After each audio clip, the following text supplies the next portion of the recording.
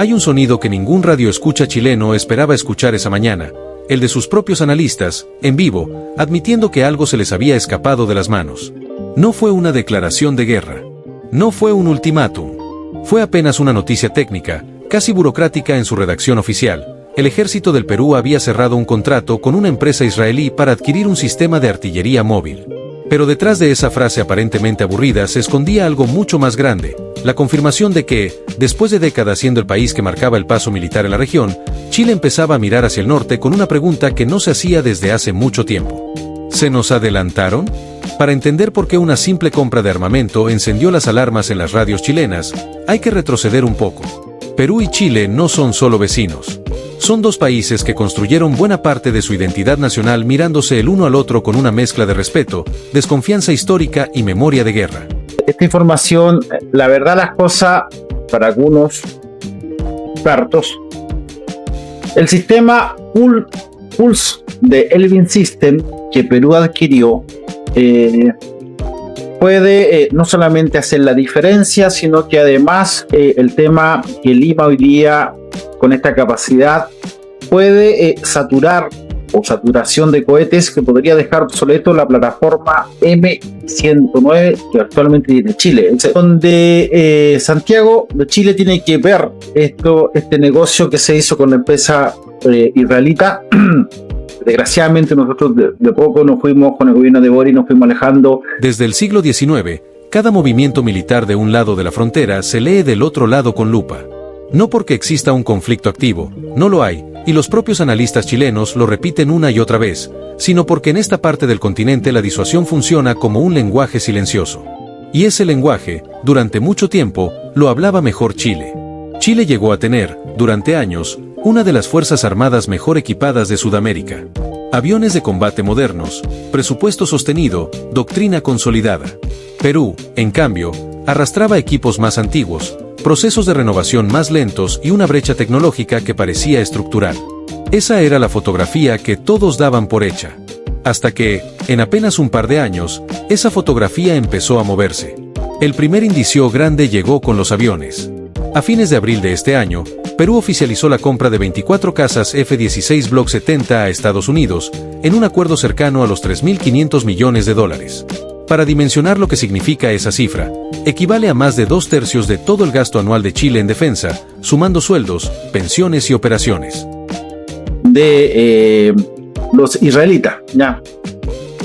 La silenciosa carrera, para algunos armamentistas, acaba de dar un punto álgido en temas, por ejemplo, en la frontera. El salto de Perú a los ataques de precisión de largo alcance con el sistema Pulse ha neutralizado, de hecho, la superioridad tradicional de baterías y artillería que tenía Chile. Si Santiago no actualiza de inmediato su obsoleto arsenal, corre el riesgo de quedarse atrás en la región donde la superioridad de fuego lo estamos reducido, la brecha táctica entre los novedosos sistemas de Elbit System de Perú. La actual postura defensiva de Chile descubre como el cambio de estas capacidades. Y aquí, viendo un poco el informe, donde Perú ya figura como cliente del Pulse de Elbit System, es una adquisición anunciada a través de FAME SAC, reportada en julio del año 2025, es decir, el año pasado, como el primer despliegue del sistema en Sudamérica. Ya, las reglas del juego están cambiando, chiquillos. El paquete inicial fue descrito en fuentes abiertas como evaluado en unos $60 millones, que incluyen lanzadores, vehículos de apoyo y munición guiada y no guiada. La información pública que se puede encontrar señala 3 vehículos lanzadores Pulse para el Perú, además de vehículos de grúa de munición y un vehículo de inteligencia y reconocimiento y otro de vehículo de mando y apoyo. No fue una compra menor, y no pasó sin costo político. El proceso desató tensiones internas tan fuertes en Perú que terminó con la renuncia de 2 ministros. Pero se concretó. Y ahí empezó a cambiar algo en el tablero. Un exministro de Defensa chileno lo explicó con una franqueza poco habitual en la conversación pública. Chile todavía mantiene una posición operacional relevante, con 46 F-16 en servicio, experiencia acumulada y multiplicadores de fuerza que a Perú le tomará años igualar. Pero, y esto es la parte incómoda, el modelo que está comprando Perú es tecnológicamente superior a la flota que Chile opera hoy. La brecha no desaparece de un día para otro, pero empieza a cerrarse. Y justo cuando esa conversación apenas se enfriaba en los medios chilenos, llegó la segunda noticia. Esta vez no fueron aviones. Fue algo mucho más terrestre, mucho más silencioso, y en cierto modo, mucho más revelador. El ejército del Perú, a través de su fábrica estatal de armas, firmó un acuerdo estratégico con el BIT Systems, la empresa israelí que produce alrededor del 85% del equipo terrestre de las Fuerzas de Defensa de Israel. El sistema elegido se llama PULS, sigla de Precise and Universal Launching System. Y aquí es donde conviene detenerse, porque este no es un lanzacohetes cualquiera. El PULS es, en esencia, un camión todoterreno equipado con 2 módulos giratorios capaces de intercambiar distintos tipos de munición según la misión. También se reportó la entrega de 90 cohetes, un alcance de 50 kilómetros, 12 misiles guiados de alrededor de 140 kilómetros, tras misiles guiados hasta 290 kilómetros. Aún fue presentado como una actualización de la artillería de largo alcance del Ejército del Perú y como una transferencia de conocimiento y tecnología con posibilidad de producción local. En este tipo de material, no solamente Perú se coloca con sistemas similares a los HIMARS y Astro, o sea, son similares. Esa es la razón que hoy día nosotros tenemos que ver o visualizar que Chile hoy día, por los M109, que tiene un alcance, imagínense chiquillos, los M109 alcance con suerte 30 kilómetros. Aquí estamos hablando de 12 hasta 300 kilómetros. Esa es la realidad que se está viviendo en la actualización de Perú en los últimos años. Entonces, la pregunta es ¿qué nos está pasando? La pregunta es ¿qué le está pasando a Chile? Yo no estoy viendo a Perú, entiéndame, no estoy viendo a Perú como algo como un enemigo, sino que estoy viendo a Perú cómo ha ido evolucionando en temas tecnológicos rápido y eficiente. Incluso ayer salió un informe de la señora Keito Fujimori que tiene una proyección de defensa brutal, chiquillo. Todo lo que yo venía diciéndole podría adelantarse durante el gobierno de ella. Entre ellos K2 Panzer, entre ellos el K808, entre ellos la coproducción con el KF-21, ya no como memorando, sino como una realidad, la construcción de piezas del K-50 y el proyecto construcción naval, fragatas, submarinos, y se viene una renovación del parque automotriz dentro de Perú. ¿Qué pasa con Chile? La explicación que no hay dinero. Puede disparar cohetes de 122 milímetros con un alcance de hasta 40 kilómetros, cohetes más grandes de 160 milímetros con precisión menor a 10 metros, proyectiles extra capaces de golpear objetivos a 150 kilómetros y en su configuración más extrema, misiles Predator Hawk que alcanzan blancos a 300 kilómetros de distancia. Para ponerlo en perspectiva, eso significa que un solo sistema, montado en un camión, puede amenazar objetivos que están literalmente al otro lado de una frontera sin que la unidad que dispara tenga que moverse de su posición inicial. Lo que hace especialmente interesante este acuerdo no es solo la tecnología, es la asociación detrás de ella. Perú no se limitó a comprar el sistema terminado. Negoció que parte del ensamblaje se realice en territorio peruano, con personal técnico local capacitado por los propios israelíes. Es decir, no solo adquirió poder de fuego, adquirió también una transferencia de conocimiento que reduce la dependencia futura de proveedores extranjeros y sienta las bases de una industria de defensa nacional más autónoma. Y aquí llega el detalle que convirtió esta noticia en un tema incómodo para el otro lado de la frontera. El BIT Systems no llegó a Perú por descarte. Llegó porque, según trascendió en medios especializados de defensa, Chile había tenido sobre la mesa una oferta similar del mismo fabricante israelí y la dejó pasar. Uno de los comentarios que circuló en portales especializados lo resumió sin rodeos: Chile desestimó a Israel, Perú lo acogió. Una frase corta, pero que explica perfectamente por qué la reacción en las radios chilenas no fue de indiferencia, sino de genuino desconcierto.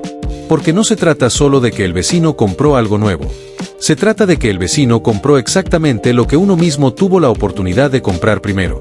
En Chile, la discusión pública sobre este tema no ha sido uniforme. Hay voces que llaman a la calma, recordando que Perú y Chile llevan más de un siglo resolviendo sus diferencias por vías diplomáticas, y que nada en el horizonte sugiere que eso vaya a cambiar. Pero incluso esas voces moderadas terminan reconociendo algo, que ignorar la modernización militar del vecino no es prudencia, es distracción. Un exministro de Defensa e Interior chileno lo dijo en una entrevista radial con una frase que resume el estado de ánimo detrás de todo este debate: hay que estar atentos y mantener la capacidad disuasiva, no para atacar a nadie, sino para no quedar en una posición de desventaja frente a la región. Otros analistas, en cambio, insisten en que Chile todavía mantiene ventaja en varios frentes y que no existe ninguna urgencia real.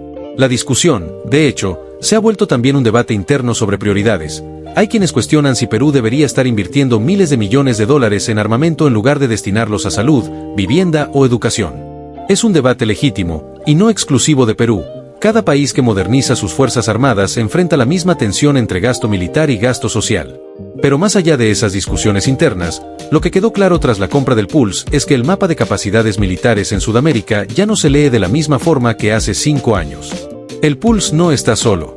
Perú lo está integrando junto a otros 27 lanzadores más antiguos que ya tenía en servicio, dentro de un sistema de comando y control que conecta toda su artillería en una sola red de mando. Se han contemplado entregas iniciales que incluyen vehículos de reconocimiento avanzado, estaciones meteorológicas propias, vehículos de mando de batería y decenas de cohetes de largo alcance. No es una compra aislada. Es una pieza dentro de un programa mucho más ambicioso de modernización del componente terrestre. Y para entender la magnitud real de esta jugada, conviene mirar quién más ha elegido el mismo sistema.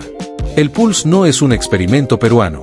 Ya está en servicio las Fuerzas de Defensa de Israel, ha sido adquirido por Alemania, España, Países Bajos, Marruecos y, más recientemente, Serbia, en un contrato valorado en más de 300 millones de euros. Es, en otras palabras, uno de los sistemas de artillería móvil más codiciados del mundo en este momento, elegido por potencias de la OTAN que buscan actualizar sus capacidades de fuego de precisión.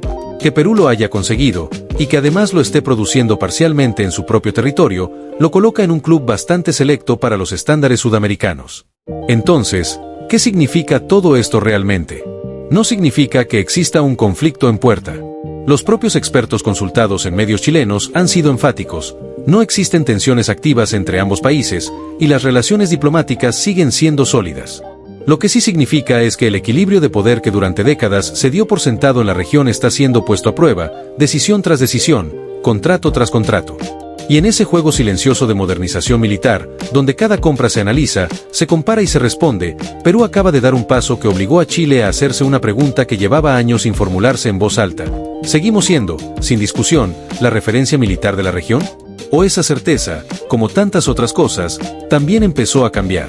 Lo que ocurra los próximos años con la entrega completa del sistema, con el desarrollo de la industria peruana de defensa y con la respuesta que eventualmente de Chile a este nuevo escenario, es algo que todavía está por escribirse. Pero una cosa ya quedó registrada, en las mismas ondas de radio que durante generaciones marcaron el pulso de la conversación pública chilena, la sorpresa fue real y el desconcierto, también.